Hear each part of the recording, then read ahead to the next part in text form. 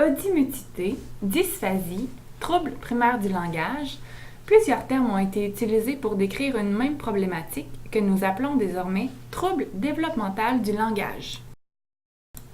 Voici un bref historique de la terminologie utilisée au cours des années. En 2017, un groupe international d'experts a été formé pour trouver une terminologie uniforme. Suite aux travaux, le terme retenu est trouble développemental du langage. Mais pourquoi un tel changement?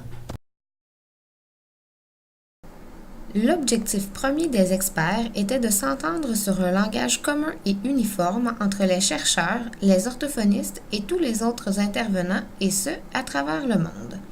Le fait d'utiliser un langage commun permet de favoriser la reconnaissance des individus vivant avec un trouble développemental du langage, ainsi que la mise en place de services uniformes pour cette clientèle. Mais qu'est-ce que le trouble développemental du langage?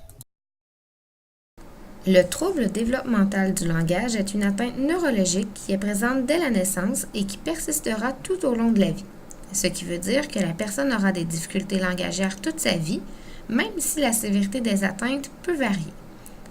Ce trouble ne peut pas être expliqué par un manque de stimulation ou par une autre condition, comme par exemple la déficience intellectuelle ou le trouble du spectre de l'autisme.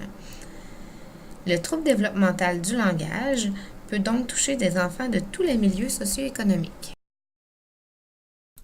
Le trouble développemental du langage touche la compréhension et l'expression du langage. Il affecte de façon variable plusieurs composantes, parmi lesquelles on peut retrouver la phonologie, soit les sons de la parole, la morphologie, comme la nature et l'accord des mots, la syntaxe, soit l'accord des mots et la construction des phrases, la sémantique, incluant le vocabulaire et l'accès lexical, l'aspect pragmatique, telles les règles de la communication, ainsi que les types de discours. Et une fois au secondaire, Au secondaire, les difficultés au niveau de l'expression et de la compréhension du langage persistent et peuvent avoir plusieurs impacts qui varieront d'une personne à l'autre. Les personnes ayant un trouble développemental du langage peuvent éprouver des difficultés dans les relations interpersonnelles et sociales, ainsi que des difficultés d'apprentissage.